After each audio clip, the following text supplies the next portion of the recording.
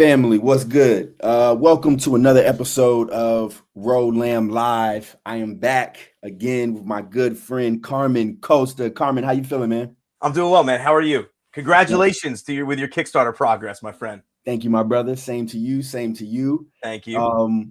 So if you don't know, I'm running a Kickstarter. Carmen is running a Kickstarter, and what was it, a couple of months ago, I think you were like, "Hey, you're launching in March, right?" And I'm like, "Yeah, I'm launching in March." Yeah. And you're like, "Hey, we got to do something." I'm like, Yeah, "Of course we got to do something." for sure. So we having a conversation, and it already was getting lively backstage before we hit the button. I'm like, wait. Let me hit the button, and then we can really talk. Yeah. But before we really get into it, I want to show you Carmen's page for Proctor. Carmen, can you tell us a little bit? Give us the elevator pitch for Proctor. Yeah, sure. Imagine if your favorite demon hunter had a drinking problem and a toxic relationship with her mom, then ask her to save the world. That's pretty much how the story starts. In the story, mom's a famous witch. Dad's a demon hunter who passes away when she's younger. She's a 27-year-old with an art history degree. Can't find a job, doesn't want to move back in with mom. So she starts hunting demons to make ends meet, and calamity ensues. So Boom. there we go. Okay. So I really want to pick up if we remember what we was talking about. I think I said, how do we get new eyes on this campaign? And you were about to go into something profound. What were you about to say, Carmen? So I don't know. Profound is we're setting the bar way too high. I'm gonna say something, and anybody watches is gonna be like, that guy's an idiot. He has no idea what he's talking about. But I think the hardest part now is scaling and finding just new fans. And the hardest part now is, I think, even with Instagram and social media, and in some ways it's a blessing because it exposes you to new audiences. In other ways, it's a curse because in a world where everything is at our fingertips, it really does kind of funnel you. Yeah. So, you can reach out to new communities, you can collab, which is kind of, that's kind of the grassroots thing. And then the other thing is like really getting behind the meta ads. I know the Facebook, especially right now, but like the meta Facebook AI world at large is a yucky world to kind of navigate. And I said to you, I was like, dude, I get why you go on Fiverr and someone wants $200 to manage one ad that you're going to run, or $300 for two ads, because if anybody is unfamiliar, and again, so you guys might be listening to this and think I'm a complete moron, and that is absolutely warranted. I am a novice when it comes to the back end world of Facebook ads, meta ads, and all of that. So if you type in like business.facebook.com, or if you just Google meta ads and you decide that you want to run an ad to promote whatever it is that you want to promote, that back end stuff is pretty overwhelming. At least for somebody like me who doesn't have a background in marketing really at all. And then on top of that, any of the tech stuff. Right. So even something like we were just talking about the referral links, right? Which I had just found out about, where I can, if you are, or to make it even simpler, if I'm going to run a specific ad, right, I can go on Kickstarter, create a referral link that creates a very specific link that I can use just for that ad. So that I can see on the back end, like, does the ad actually work? Am I running the ad, and are people clicking that specific link and coming to my page, right? And then if they don't, well, then I can maybe modify the target groups in my ad to reach people. And I guess we can see it as two, like, I fight about this in my head a lot. Like, the one, I don't even know if it's an angel and devil anymore. It's just, there's just two drunk creatures on my shoulders that whisper in either ear. The one is kind of telling me that, like using meta marketing, Facebook, blah, blah, blah, is bad because you're using this machine to kind of like plug into people. I agree with that. But then the other creature on my shoulder is like, listen, this is the playing field that we're on. We don't. Right. We don't get to decide. So this is the playing field. And if you truly want to reach your fans, it's in your best interest for you and them to cut through all of the other stuff that they're kind of moving through, and they're getting to your content, because in the grand scheme of things, like, they're either going to see a McDonald's ad, or they're going to see my ad. So if I had to pick, you can take it. It's all yours. It's all yours. It's pretty much how my life was for a very long time. Yeah. But yeah, you kind of have to pick, like, all right, well, if I have to pick between McDonald's or Procter, I'd rather make sure people I know and like are going to see Procter over McDonald's. In the same way that have you ever? There's this is one of my favorite documentaries of all time. It's a graffiti documentary called Infamy. I'm pretty sure it's called Infamy. And I think it was shot in maybe like the early 2000s, because my brother is a huge graffiti head and he put me onto it. And they're interviewing all of these like people about their opinions on graffiti. And at one point, I think it's in the very beginning, one of the graffiti artists basically says, like, we did Mount Rushmore. Like, Mount Rushmore's graffiti. Like, how do you know the Native Americans just didn't want some big face on a mountain? But we did it because that's what we wanted to do. Right. And there is this theory of like graffiti in. Okay, so we'll go back to McDonald's. I'll use it. I'm not condoning felonies. I want to make sure I'm out. I'm just presenting. Disclaimer. I'm just presenting a perspective on an art form in some areas. So just want to make sure we're clear. Allegedly, someone once told me this theory behind graffiti. Yeah. If there is a McDonald's billboard and someone spray paints their artwork over the McDonald's billboard, you do have to understand that McDonald's billboard is in a community space, and McDonald's just has the budget to use graffiti wherever they want because they can just buy space. Right. And graffiti in some public spaces over objects like that are just fighting a war between the haves and the have-nots, right? The artist with the budget, a la McDonald's, and the artist of the people who has nothing but the spray can. That's just the philosophy that I'm presenting. Sure. Now, I'm applying that to why I decided to start running meta ads, because, again, if I'm fighting this war of attention and people can only spend so much time on their phone or on their platform, whatever, scrolling, if I have to pick between them seeing another McDonald's ad or my ad, I want them to see my ad, so I want to get in the ring and fight the good fight. That's my piece. That's my meta analysis. Yeah. I think on the topic of the scalability of like I go through this thought process of like, okay, I need to find new people, right? So we just crossed the goal, and let me see. Let me share my joint so we can look at. Boom. All right. So we got 62 backers right now, almost at 3,000. My goal was 2,500. So we 500 past the goal, right? And when I'm looking at these backers, I probably have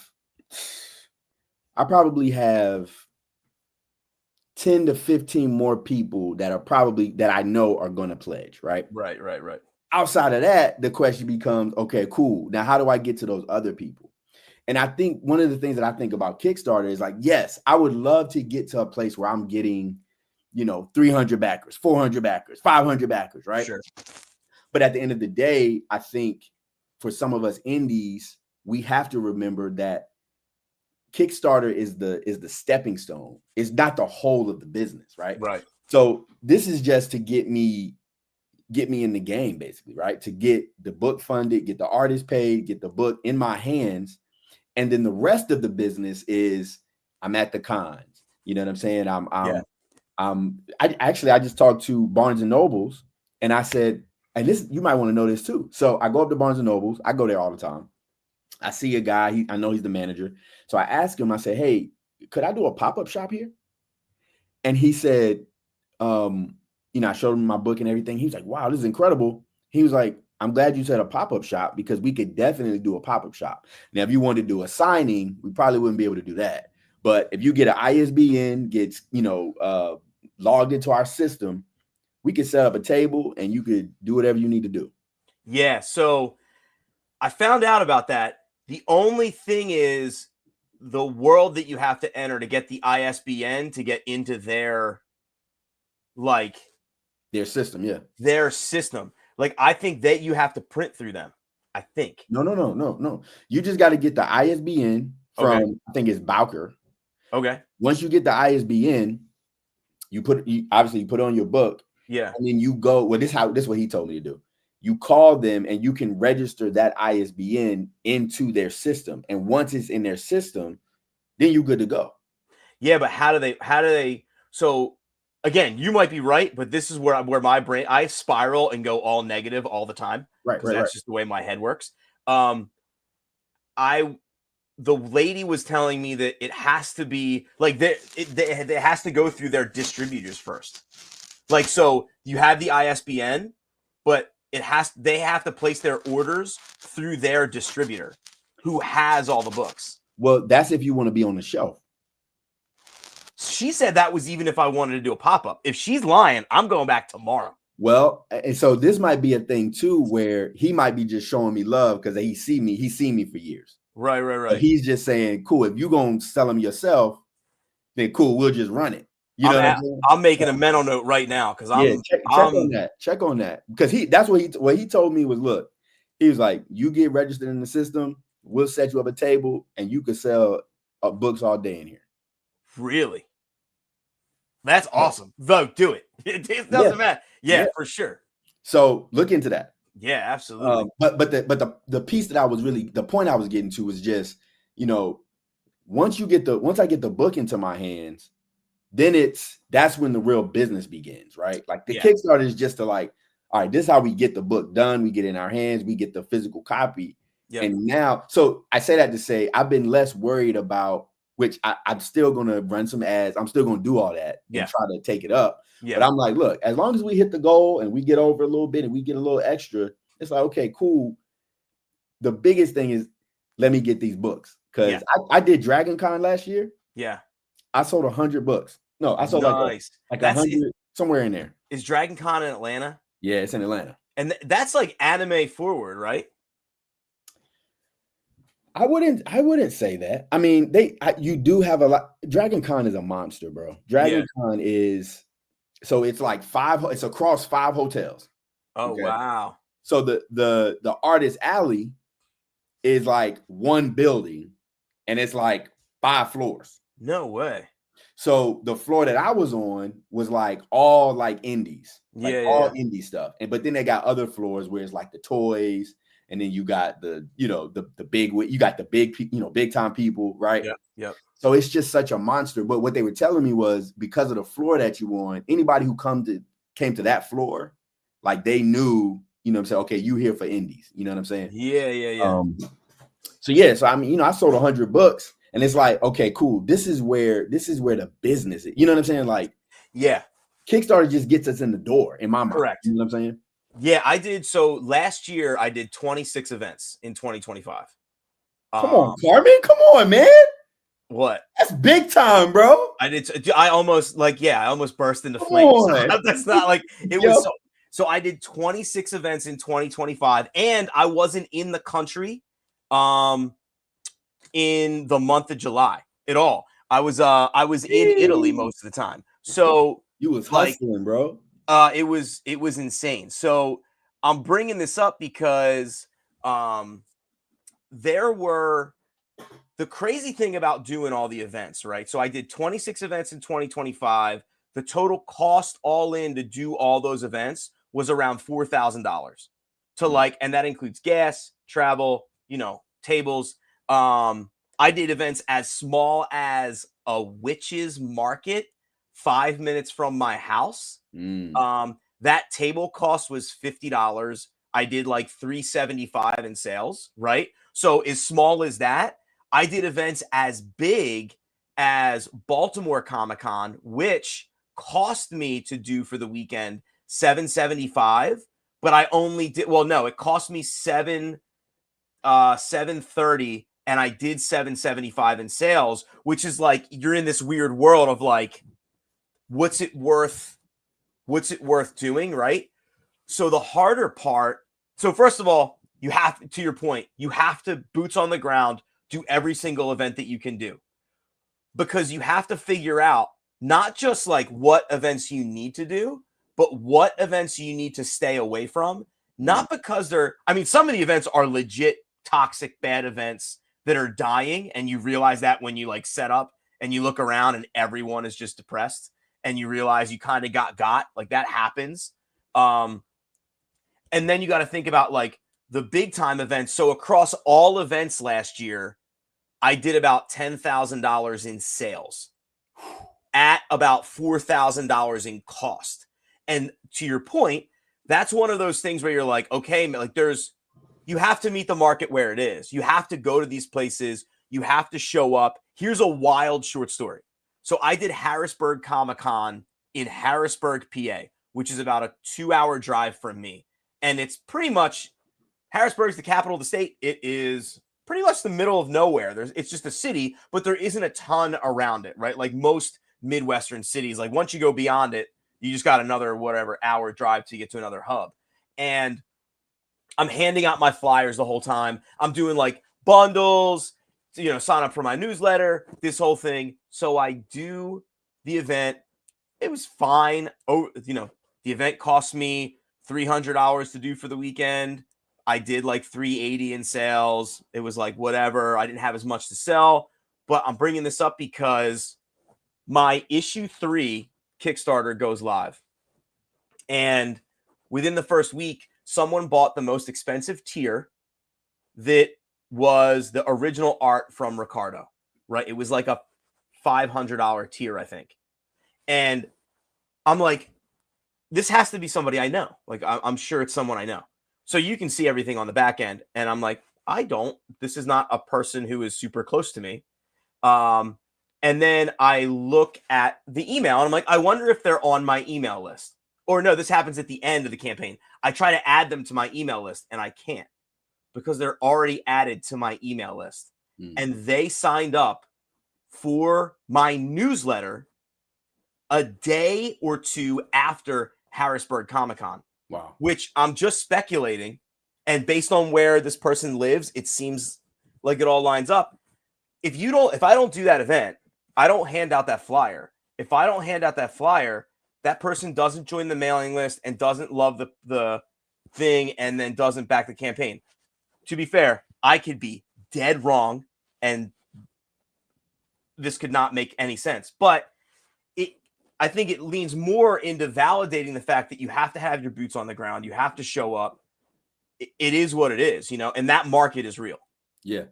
And if you're just joining us, this is Carmen Costa. This is am I saying that right? Is it Costa or Costa? How you say it? I say Costa. Costa. Okay. Most people say Costa. Okay. In Italy, it's Costa. But that's why I don't care about how people say it because it depends on where we are and it's fine. Yeah. So Carmen Costa, all right. Proctor Volume 1. So this is the collected edition, right? Yes. So this is issues 1, 2, and 3. And then I have 2 illustrated short stories. If you scroll down a little bit, I made like a little scroll up right there. Those are 2 samples of the pages of the illustrated short stories. So I actually have the book. I was going to make a post because they came in. Okay. So this is the volume 1. And we got I did some gloss. Oh, that is gloss beautiful. on display. And so when you open it, there's the regular book, right? The regular comic. But then there's also the short stories are in between each comic for reading. And then we've got the whole I didn't go ISBN on this, Because I'm trying to figure out what I want to do with like all 6 issues, because it's a 6-issue arc. If I am planning on pitching to larger distributors, probably in December. And then if they decide that they want to jump on it, then I'll give them the ISBN to kind of do the whole thing. But if that doesn't happen, I'll probably end up going ISBN for like a full omnibus type thing. Yeah. So so Carmen is well past his goal. He got 21 days left, but we definitely want to keep pushing, keep running these numbers up and get as much support. Definitely head over to this link. I think the link is scrolling at the bottom right now for his joint. Yep. Should be good. So definitely, check out his Kickstarter and back, pledge, share it with somebody. But yeah, I agree with everything you said, man. I think really deciding why we're doing physical events. Yes, the money needs to make sense, right? Sure. But there's something special about being able to talk to people, being able to shake people's hands. Like I'm trying to sell books and I'm talking to people. Sometimes people come and they don't buy anything, right? And it's like, cool. Thank you for stopping. Thank you for listening. Because you never know what that could turn into. And like you said, that person could have been somebody who you just, talked to briefly, saw what you had. They took a picture, the QR code or something. You know what I'm saying? Yeah. And went about their business and then signed up. And there's something powerful about that, in my opinion. You know what I'm saying? That's why we do it. You know what I mean? Absolutely. And they have friends and family. I really, when I first started this, I was a little cynical where and I was always still polite and enthusiastic, but people would take a card and I'm going to give this to my brother, or I'm going to give this to my boyfriend, or I'm going to give this to whoever. And you say, oh, thank you so much. And then sure enough, man, you do the same event the following year and that person doesn't show up. The sister, boyfriend, cousin, whoever it is, they're the ones who show up and they're like, oh, my mom got this for me last year. My girlfriend got this for me last year. And you're like, dude, I guess we are. It's work. I think if you put your heart and soul into something, it's so corny, but the Field of Dreams thing is real. It really is. Yeah. Yeah. I mean, I think something that I think about all the time. I think about my email list, and I think about how, you can send out 40 emails and nobody respond, nobody say anything, nobody do anything. And I was talking to somebody the other day, and they said, I really didn't get a lot of traction on my email list. And I'm like, yeah, but the email list is like a marathon to me, right? Where it's like, I may send 1 email or 2 emails and nobody may say nothing to me, right? Yeah. But that doesn't mean that it's not working, right? The time and the consistency and the ability to just communicate with people directly, there's something that is impactful about that. You know what I'm saying? I'm a staunch believer in the email list and sending out the updates and talking to people, sharing content, sharing value. You know what I'm saying? I just think there's something, and when I look at what you do, that's something that I notice, just even the way that you promote your book and the way that you use social media and thanks, man, the way that you share the content. It's like, look, I'm going to share this content and I'm going to do this whether I get 2 likes or 200 likes. I'll do this. You know what I'm saying? And either you can come or you can not come, but I'm going to do this. You know what I'm saying? And I just appreciate, and that's what I try to recreate in my, I'm not very consistent on social media, but in my practice as a creator is look, let's just keep doing the small things over and over again. You know what I'm saying? And see where we get. You know what I mean? Yep. Do the little things well, man.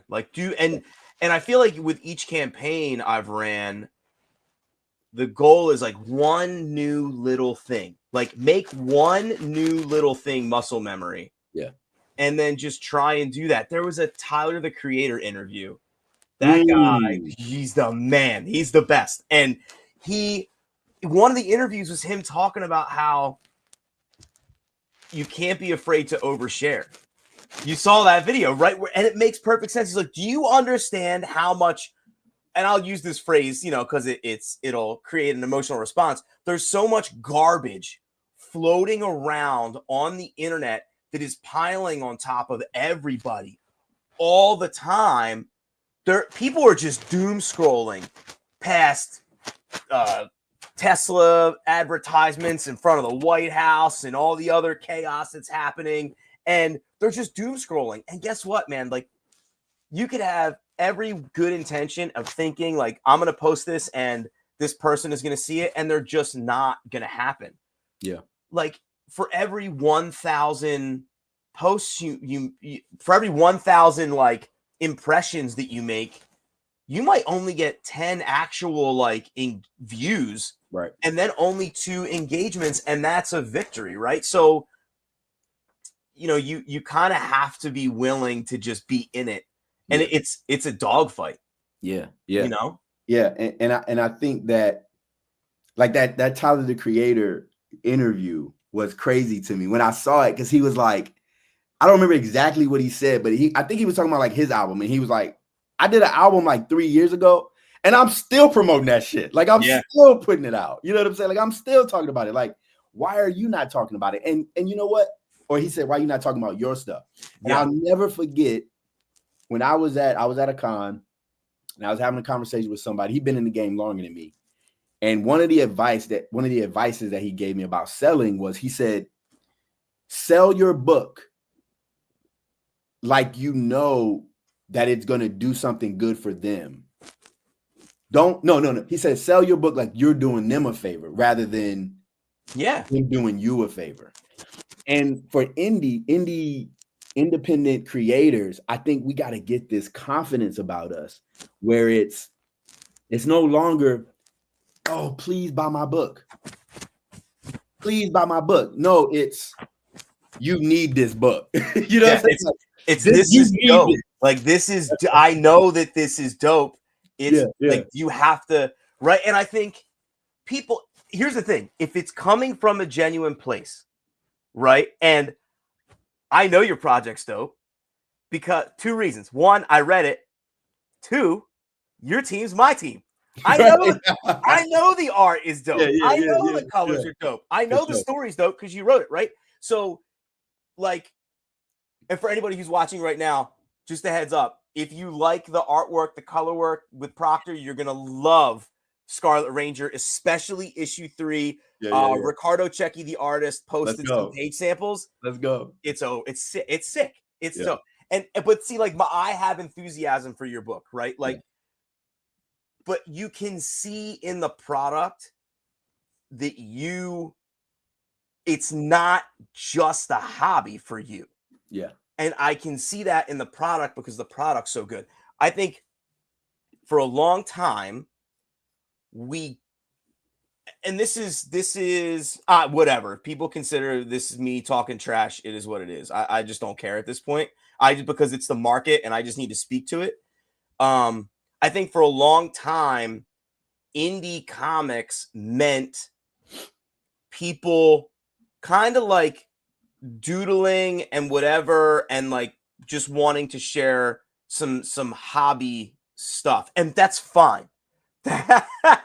That's fun. Like, if you want to share your hobby, that's super cool. That's fine. But I'm going to war with McDonald's. You know what I'm saying? Like that. Like, we're going, like, and the story is too personal for us.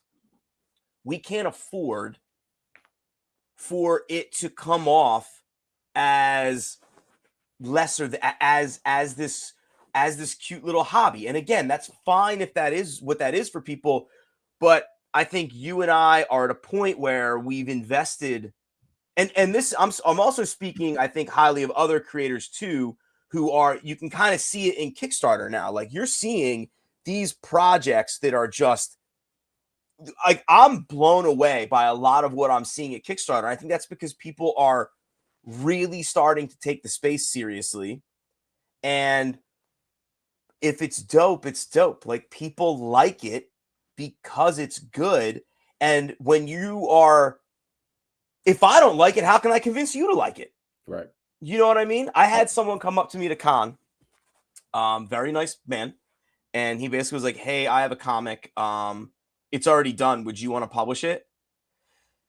And I kind of was, I was a good sport about it. And I said, all right, well, what's it about? What's the link? And he was very negative about the project, his marketplace. He doesn't know why, or he wasn't negative about the project. I don't know why it's not doing well. I don't know why it does this. It has that. It has this has that, and mine has this. But you could tell there was this it was just negative energy all the way through. And then I looked at the project and I was like, while I was looking at the project, I was thinking, yo, if you're not hype, I'm not gonna be hype about it. You don't even like it. Like, I don't even want to send someone your way to sell your book to them. Right. I like, so I'm out, right? Like, and I think creators just really have to. People don't like it when I get like uber, like hyper competitive. Okay, here we go.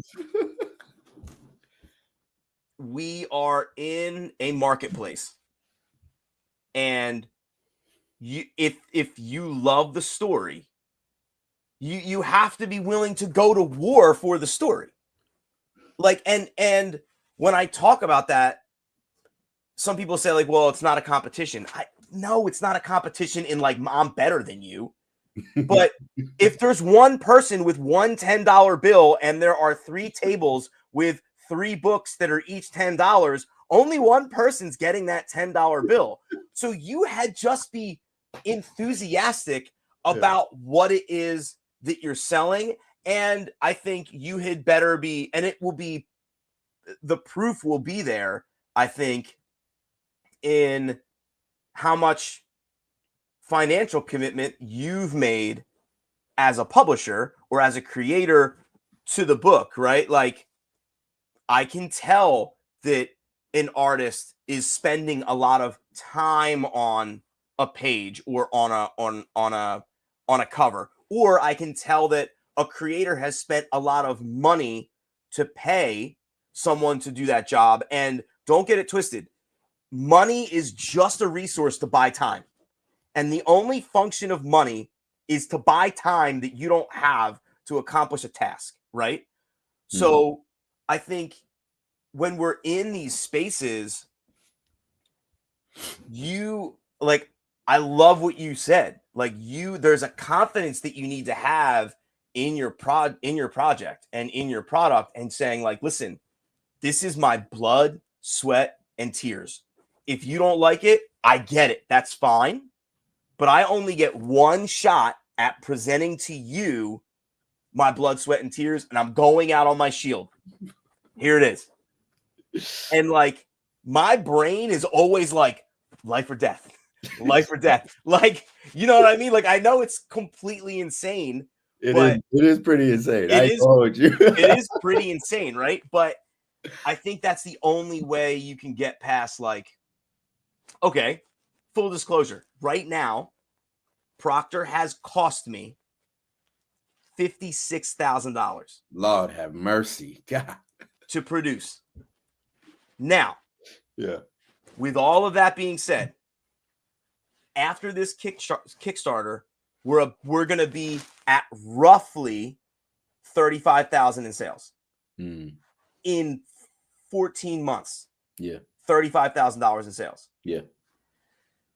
So I now have my trade paperback, right? Which moves now differently in the space, because now I can go to bookstores. Now I can go to book conventions. It's a different sort of thing to sell. I'm excited because it's also a different experience that you sell versus single issues. Quite literally, some people are like, I would love to buy this, but I don't have anywhere to store comics. Well, now it's like, we have a bookshelf. If you have a bookshelf, consider buying it, right? So I now am like, I have 2 issues left in the story, in the narrative, right? 4 issues, 2 short stories, a bunch of things in. Now I'm projecting all in, this project is probably going to cost me $70,000. All in. But by issue 6, if all of my projections are roughly correct, I'll probably be at like 60,000 in sales. by issue 6. So yes, it's a $70,000 project, but by issue 6, I'll be like 10 grand in the hole. Right. And then I'll have all of 2026 and then all of 2027 to make anything I have to make. I'm bringing all that stuff up because you can't. $70,000 is an insane bet on a dream, right? And you really have, like, for me to spend whatever 30,000 and then have the next issue and be like, you know what? Everything is trending north. People really, really like this. I'm not bored and I still love it. I'm going back in and I'm like, if I have to siphon money, I siphon money. There's like enthusiasm in that. But you like, so when I say like life or death, I have to be there to do to get up and do 26 events in a year. You have to be like, all right, I got to get up and do the thing. Yeah, you know, and I think I'm laughing, and yeah. I think it's insane the way you put it. but I think I do approach it in a similar way, but I don't say it like that. And yeah. I was talking to somebody the other day, and I don't remember what we were talking about, but me doing comic books and writing came up, and I looked at him and I was just like, but bro, like, I don't have a college degree. Like, this is what I do. You know what I'm saying? Like, I do this. You know what I'm saying? And so it's like, yeah, like, I haven't done all I haven't tallied all the numbers up to say this is, you know, I haven't done project. I got to get on your level, bro. I got to get on your level. My spreadsheet game is insane. Yeah, I got to get on your level. But I know it's something very similar for myself. And it's like, you know, when I'm at a table, like, I was at a con, and I mean, I was at Heroes Con in North Carolina. This was last year. And I'm selling books, right? I'm moving units. And there was an artist sitting next to me. And the whole weekend, he was like sitting at his table. And he looked over at me. He goes, "You are a salesman." And I thought to myself, because I know he wasn't selling much, but I thought to myself, I'm like, you might be a salesman too, but you didn't stand up. You know what I'm saying? Like, I gotta get this. You know what I'm saying? Like, I gotta get this. But I think for me, I take the pressure off by saying, in the back of my mind, I know, hey, this is how we're gonna eat. All right. So know that. But in the front of my mind, I say, listen, I just want the opportunity to share what I created. You know what I mean? Like, I just want the opportunity to tell you, this is what I created, and I would love to put this in your hand, because I think it can impact your life. You know what I mean? And at the end of the day, that's all I can really control. I can't control whether you're going to buy it. I can't control if you like it. I can't control anything outside of me saying, hey, have you heard of the Scarlet Ranger? You know what I'm saying? Like, and go from there. You know what I mean? So I don't know, man. It's just an interesting journey that we find ourselves on, I think. Yeah, I think it's a matter of really believing in the thing. And I think fans can smell it too. In a lot of ways. And I can tell in your story, like, remember that we had that conversation about your grandfather's car? Yeah. You know what I'm saying? Like, I can tell that there are things in it that resonate with you, and that you're trying to speak to something larger than, I'm just trying to sell comic books, right? Right. And I think when people see that, they're like, that's what I want to, as a fan, that's what I want to be a part of. I want to be a part of this story that you want to share so badly that you're willing to risk your livelihood on it. You know, and that's kind of where my head is. Like, I'm willing to risk the financial investment that I could have made in a bunch of other things. I decided to put it here. Wow. Because I need to tell my story that badly. Wow. Yeah. And I need to share it this way that badly. And I know it's good enough that it's worth that investment, right? And I think creators that find themselves at a loss should sometimes just think like, am I telling a story that I am very, very passionate about? Or am I telling a story that I just think is fun? Am I telling a story that I just think is cool? Those are all fine reasons to tell a story too. Yeah. But you only have $1 bill. Yeah.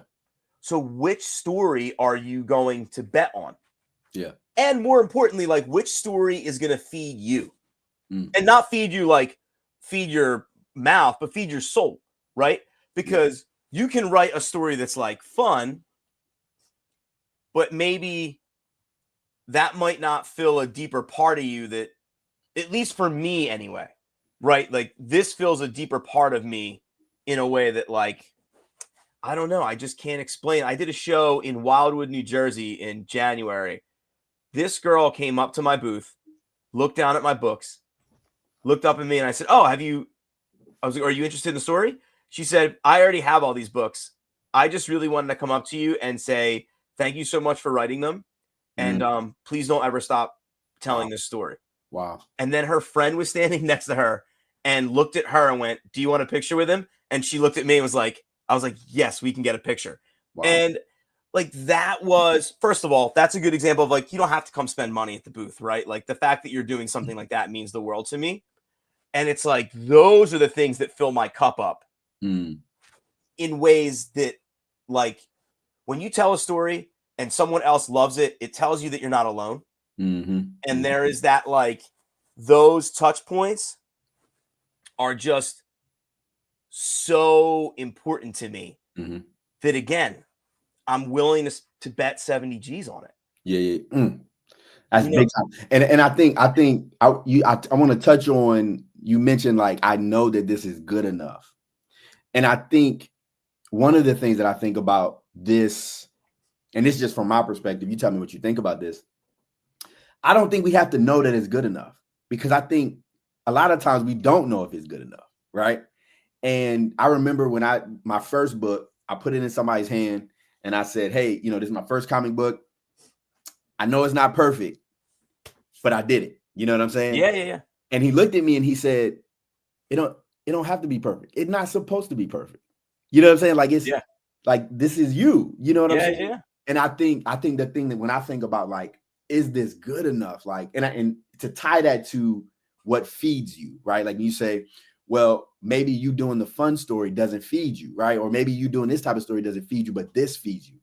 This is why there's space and there's lanes for everybody here, because me just doing a fun story is not going to feed me. Like, it's not going to feed me. I want to do something a little different.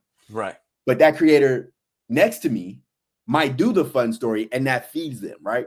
100%. And so then the people that's coming through, right? You come to my table and you looking for the fun story, and I say, I don't really got that. He got that, right? Right. Somebody's at his table. He like, well, I'm looking for the thought-provoking. Say, oh, okay, he got that, right? And it's like, okay, everybody's getting fed. You may not get fed by me, but you can get fed by him, or you can get fed by her, right? Yes. And vice versa. Yeah. And I think that's the beauty of us being in this industry and creating and figuring out, like, for myself, I'm writing screenplays, I'm writing novels, I'm writing all these different mediums. And right now I feel like I'm getting into this groove of like, oh, this is my voice. Yeah. Oh, this is actually what I care about. Yeah. And the more I do that, it's like, okay, then the people who care about this too, they're gonna feel this. Yeah. They're gonna gravitate to this, right? And there's just something so, it's almost magical, like, when you start to find that, because it's hard to explain it. It's hard to, you can't buy it, you can't really teach it. Yeah. You just gotta find it. You know what I mean? But once you find it, that's where the magic happens. And you have people coming to your table saying, oh yeah, like, please don't ever stop doing this, because you're speaking directly to my soul. Right. Big time. You know what I'm saying? Yeah. Like, and I guess that calls into question, like, so when I say something is good, right? Yeah. I think what I mean is good for what it is. Mm-hmm. You know what I'm saying? Yeah. Like, it's like musical genres, right? Like, Right. You could listen to something like, oh, this is bad. Well, no, it's good. Like, I don't like this form of country music, but it's good for what it is. Yeah, yeah. And those guys know that it's good for what it does and for Right. what it is, right? And I think too, to your point, like it's always fun when you're at a con and there are a couple creators.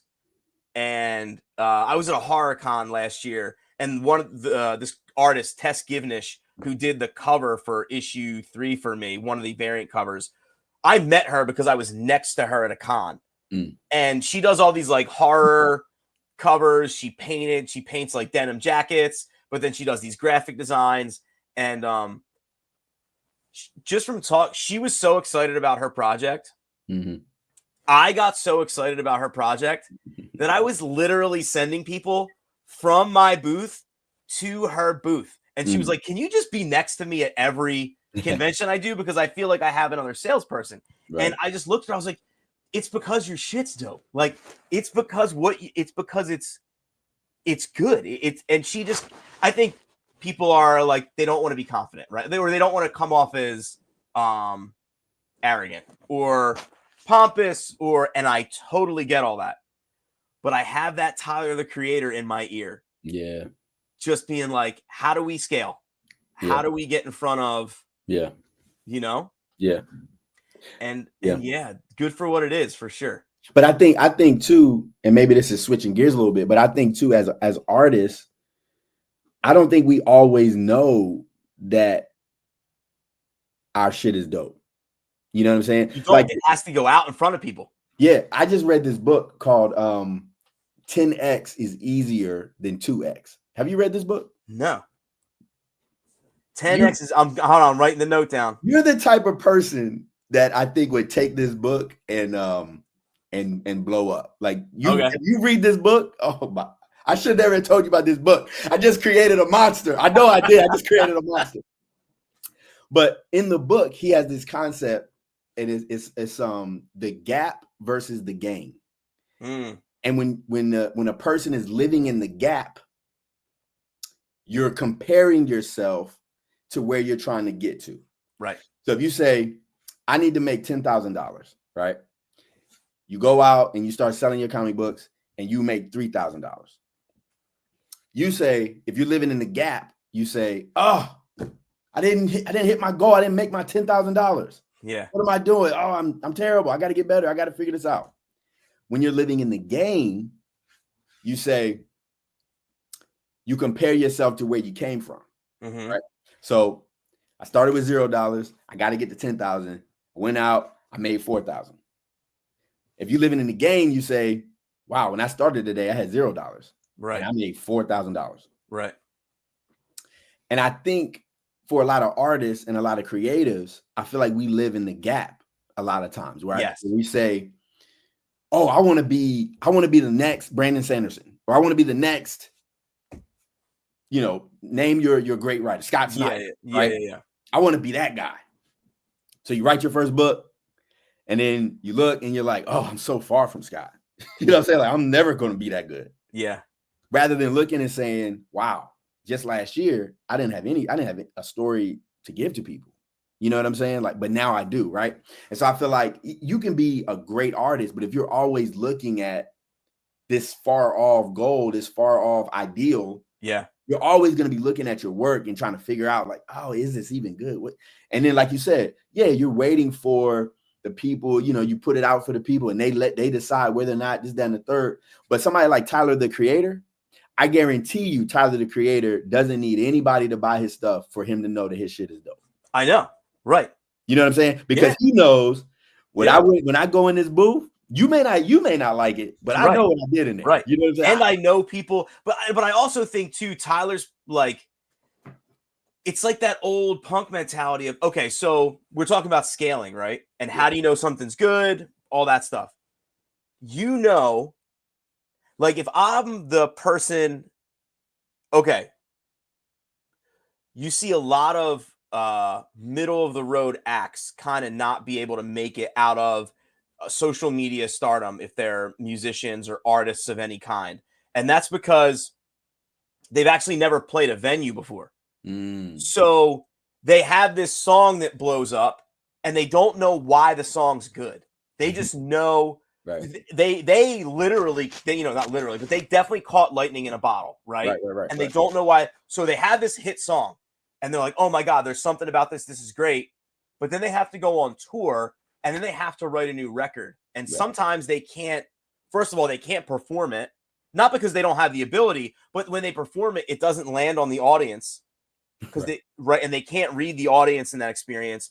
And then when they have to write the new record, they can't capture that magic because they don't really know how they made it in a lot of ways, right? As opposed to maybe your, okay, here, this is an artist who really did do the thing, like Chappelle Roan. That chick was on the grind, like playing in bands, playing in front of people that probably didn't want to hear. It's kind of the Lady Gaga thing, right? Like playing in bars in New York and people not getting it. But every time you do it, you're doing research as an artist. Every time you play a show. And that's like a punk thing of like every time. I don't need to go play Madison. I'm not ready for Madison Square Garden. If I were to play Madison Square Garden tomorrow, it would be a terrible show. I don't know how to do that room. Right. But I'm going to play a venue with 10 people that I don't know. And of those 10 people, I'm going to play this song that I love, that I think is good. And then there's going to be 1 or 2 people that like their eyes light up a little bit when I do something that maybe I didn't even think was good or know was good. Or maybe I knew was good and they just confirmed it. And then all of a sudden you're like, oh, okay. And then you go from a 5-person, and this is like this is the 26 events last year. It's the same mentality, the same show thing. I'm going to spend $50 for a tent in a parking lot 5 minutes from my house. And people are going to walk by and I'm going to see how that goes. And then I'm going to do Baltimore Comic-Con, completely different venue, completely different crowd, and kind of see how that lands. And I'm going to do smaller shows and bigger shows. And you're in all these different rooms and you're sharing your thing. And you're trying to figure out, at least for me, I'm trying to figure out, I think it's good, but I'm trying to figure out who it's good for. And trying to find out who my, so I named my company Harpoon Creative Industries because I'm in love with like nautical ocean stuff. Moby Dick is my favorite book. It's about being lost at sea and trying to find yourself on a boat full of chaos that's where everyone's going to die. Pretty bleak, right? But the main character doesn't die. He's the only one that survives. And I'm obsessed with this idea of being lost at sea until you find this other boat that shows up and picks you up.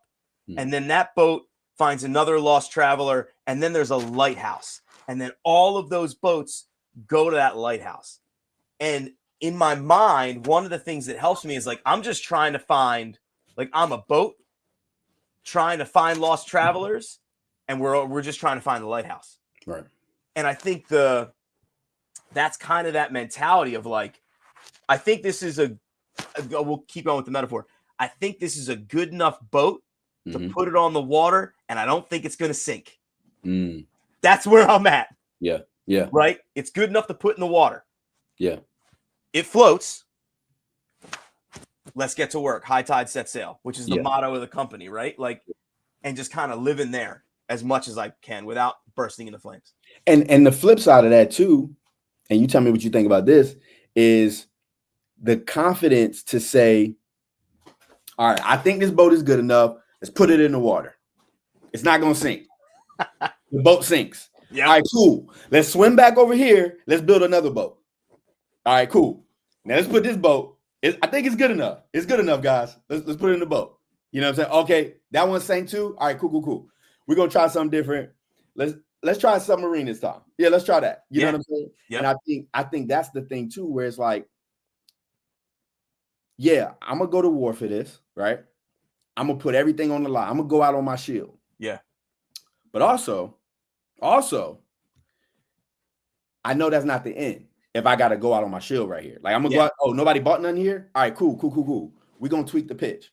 Okay, cool. Oh, we need to change the whole book. All right, cool. We need to change. We need to do something completely different. Yeah. Until you find that groove. And to me, that's what confidence is. Like, so I play Grand Theft Auto, right? Yeah. I love Grand Theft Auto. I love where this is going. And Sean, what's good, my brother? So I love Grand Theft Auto, and I'm playing this game. I'm riding through the city, and I see this guy. I promise I'm gonna bring this back around. I'm in. I'm locked in. I see this guy. He's getting chased by the police. People are shooting at him. I don't know this guy. So I turn around, pull up beside him. He gets in. We pull off, right? So he's like, Lamb. I'm like, yo, what up? He's like, look. He's like, me and my cousin, we just started a little gang. You trying to join? I'm like, I'm down, right? So I joined this little crew. So for probably about 3 months, we just riding through Grand Theft Auto online, just blowing stuff up, whatever, right? But the thing that I loved about playing with him was he would be like, we would just be driving through the city. He would see either somebody or something, and he would say, hey, go over there. We're gonna do this, or we're gonna do that. The first couple of times we would go over there and he would get blown up. Like he would die or whatever. He'd be like, okay, cool. Let's try this next time. Let's do this next time. Right. So then we would do something else. And he'd be like, all right, cool. Let's do this. And I'm like, oh, this is what confidence is.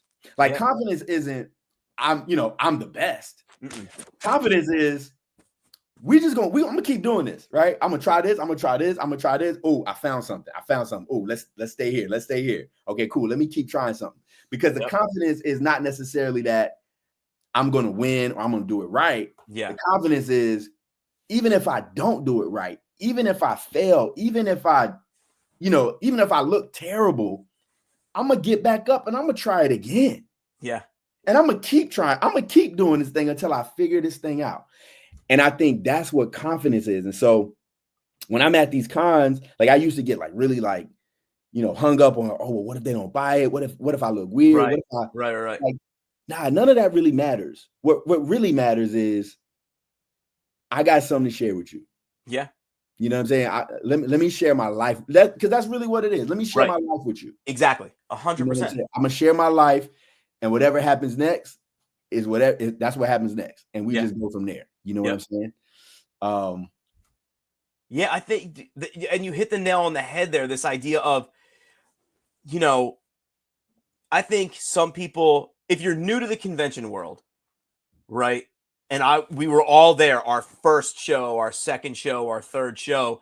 If it doesn't go as planned, you're like, oh, I guess that's it. And you're like, yo, after 26 shows, I'm ready to, it doesn't matter. Like there's another one. Like it's you realize that like when we say like going out on my shield, like, yeah, but that's not the end. Yeah. You know what I'm saying? Like I realized the other day, I was like, I'm playing a 10-year game. Like I'm playing. Ooh. Exactly. Yeah. C300, right? And it's just, as you move through the space, you realize like and I use the term win and lose all the time. Yeah. And when I think about a win, the win is this much is a win. The win is making an impact. It could be financial, it could be social, it could be emotional, it could be philosophical. It is an impact in some way. And trying to figure out each day, where the win is. And it's like, man, I forget the speech, but it's just about little victories. Like every single day, the smallest victory, and being like, okay, I was able to do this little thing today. And I didn't, I never thought of, I was able to do, because learning is winning too, right? Like I learned this thing and I didn't expect to learn this thing. And I think if you're willing to play a 10-year game or a 100-mile game, but your wins and losses are inches, and you're patient, then I think it's all upside. Yeah. You know? Yeah. And that's kind of like, I don't know. It's what's been able to keep me booking the shows. Like I'm doing Awesome Con this year in Washington, DC. Yeah.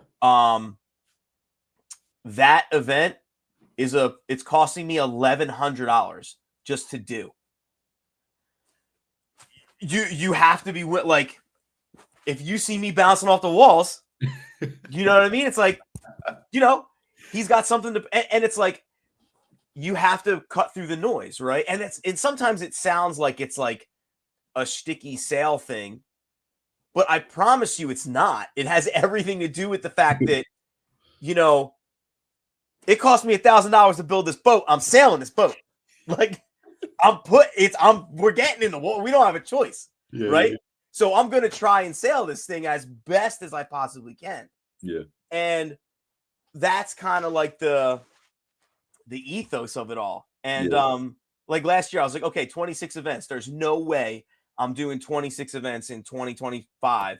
And by January of 2025, I had 20 events booked. And I'm like, all right, well, I guess I'm doing 26 events then, because the fall isn't even here yet. You know what I mean? Right. When you were talking, I can't remember this quote or what I heard, but it was like this imagery that somebody was painting, and they were basically saying, like, if you're going through something, like, don't stop in the middle of the thing that you're going through. Yeah. Like, keep going through the thing and then stop when you get on the other side.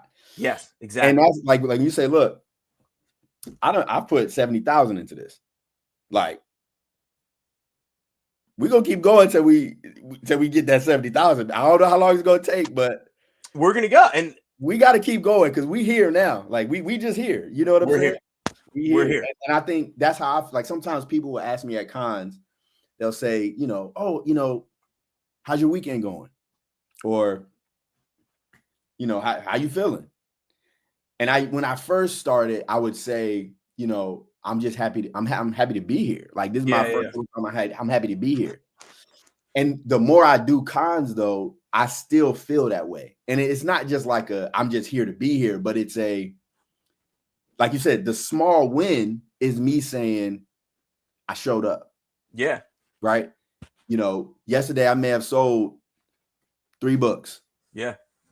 It's Saturday, right? I'm here. You know what I'm saying? Like, I'm behind. I'm at my booth. I'm standing up. I'm pitching. Yep. Like, at the end of the day, like I said, I can only control what I can control. And so, because I know that the only thing I can control is this right here.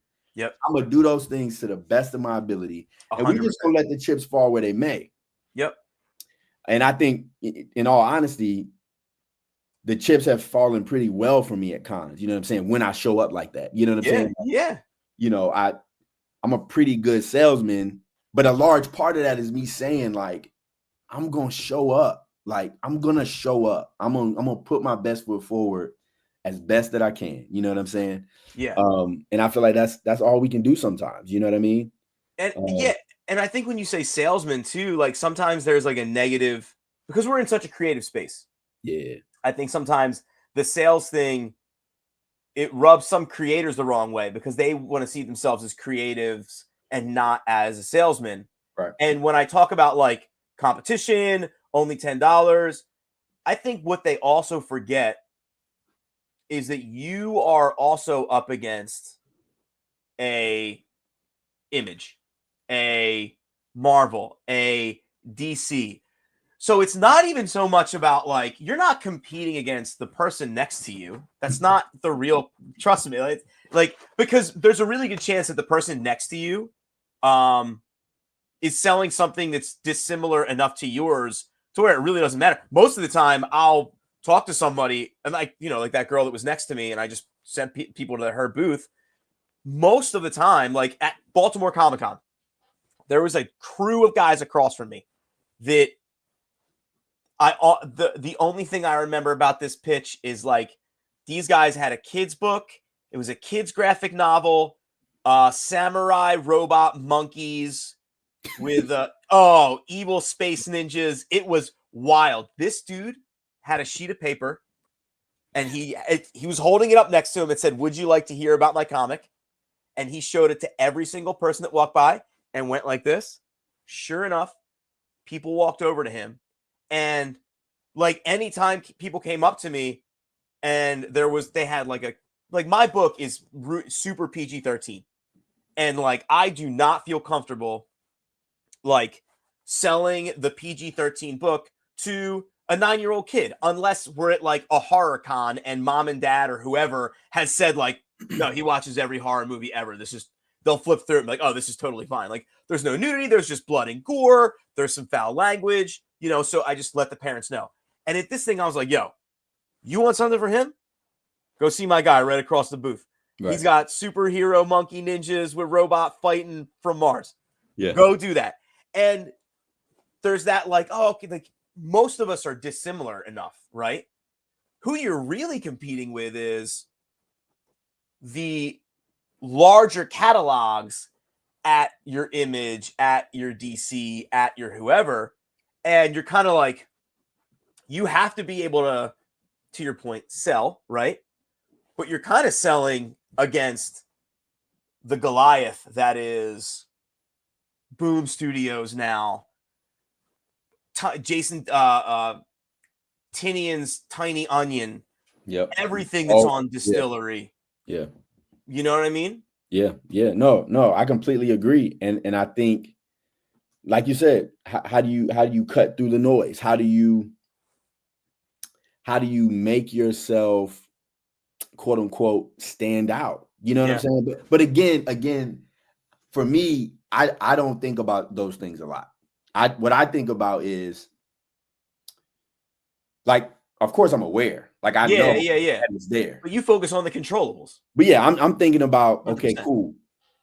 How do I share my story the best way possible? You know what I'm saying? Do you find I know we're an hour in, but this question was like living in my brain for a minute. And I'm so curious to hear about how you kind of navigate it, or if you have to navigate it at all.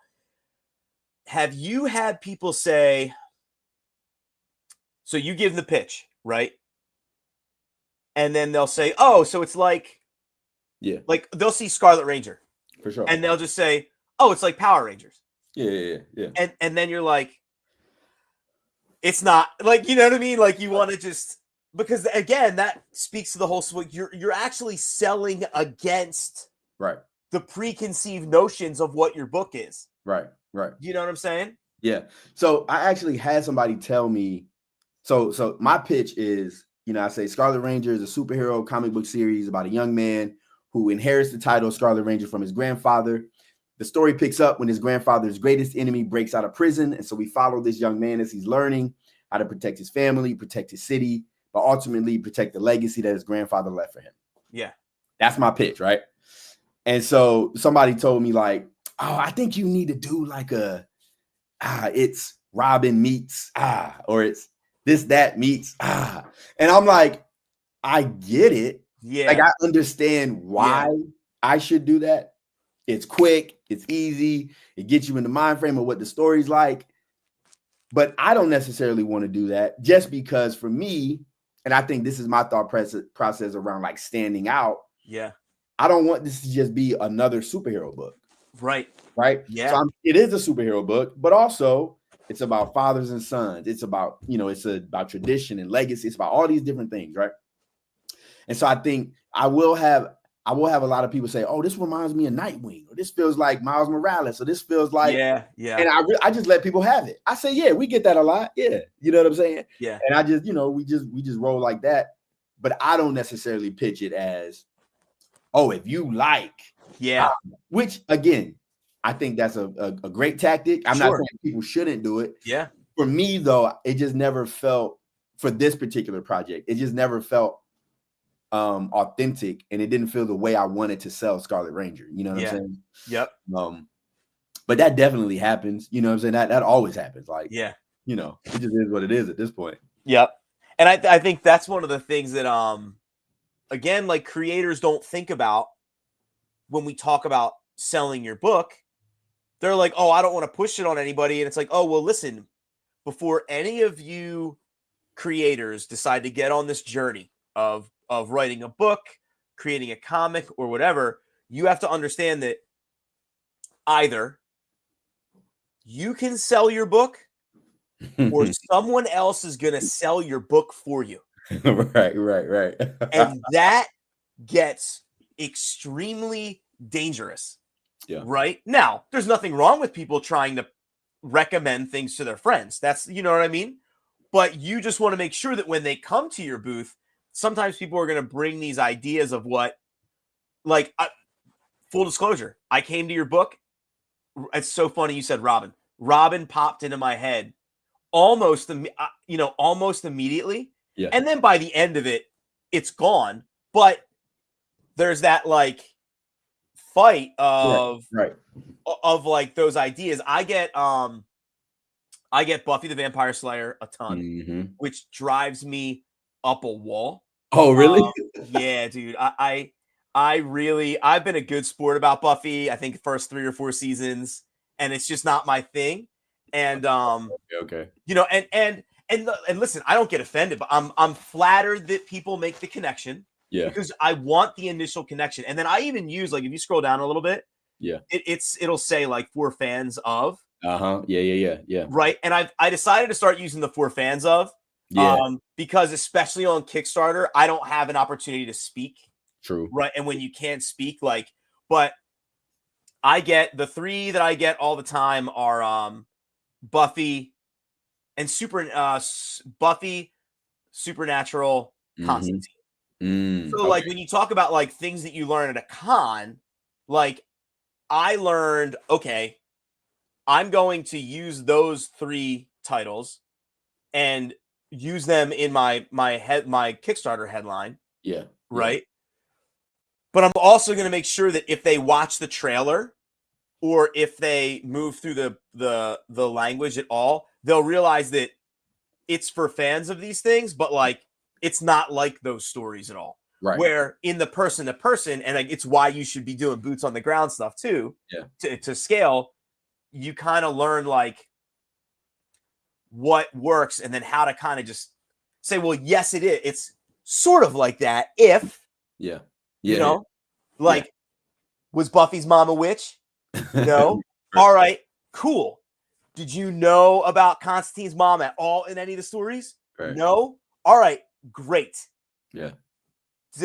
Constantine made a deal with the devil.